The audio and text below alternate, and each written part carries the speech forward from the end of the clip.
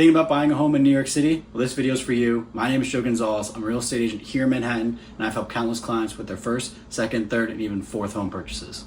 So the first question you need to actually ask yourself before even looking at any homes is, how much house can I actually afford? Most condos in New York City require at least 10% down, and most co-ops require 25% down. Now, you're going to want to speak with a few different lenders, just see who can give you the best rate and who you feel most comfortable working with. Once you speak with them, they can give you a better idea of how much you can afford for your down payment, mortgage, everything like that. So once you have your lender and you know exactly how much you can afford in New York City, you're going to want to go ahead and work with a New York City real estate attorney. It's really important that the attorney that you work with does specifically New York City real estate, because this process is so nuanced and a lot of problems can come up during contract. Their job is not only to protect you, but your investment in the long term. All right, now we got all that out of the way, we can finally start with the fun stuff, narrowing down your neighborhood.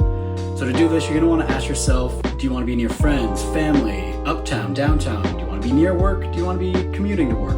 Maybe you wanna be in Brooklyn or Queens. You can also spend weekends in a neighborhood, like going to lunch and then walking around, kind of exploring these areas where you wanna envision yourself living for the next 5 to 10 years.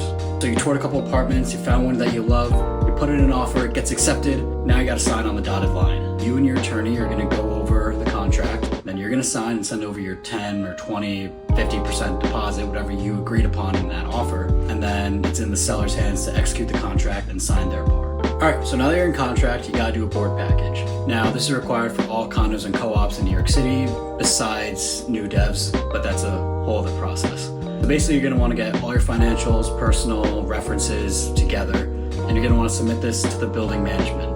Now, for condos, it's more of a formality because they can't deny you once you've been accepted. Whereas a co-op, it's very important. They do reserve the right to deny your purchase if they don't like something about the application.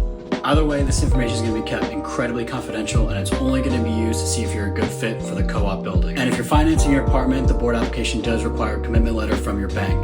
But you've already been pre-approved, so this part is easy. You just need to submit the fully executed contract to your bank, and they will then process your mortgage application. And finally, you're approved for the apartment, they love to have you, and now you can set a closing date. Generally, this is set by the managing agent as well as the lawyers, who will make sure that the banks are available, you're available, and you're all at the table, and you can get everything signed off, and you can finally move into your new apartment. And now that you officially closed on your New York City apartment, you can have your friends over, your family over, you can have a big apartment party in a big city because you now live in New York City. If you ever have any more questions, feel free to reach out. My information is below, and leave a comment what neighborhood you're thinking about moving to. I'm always curious to see which one's getting popular these days. I mean, it's always changing. There's always a lot going on, but I have my top few. I want to see what yours are. Have a good one.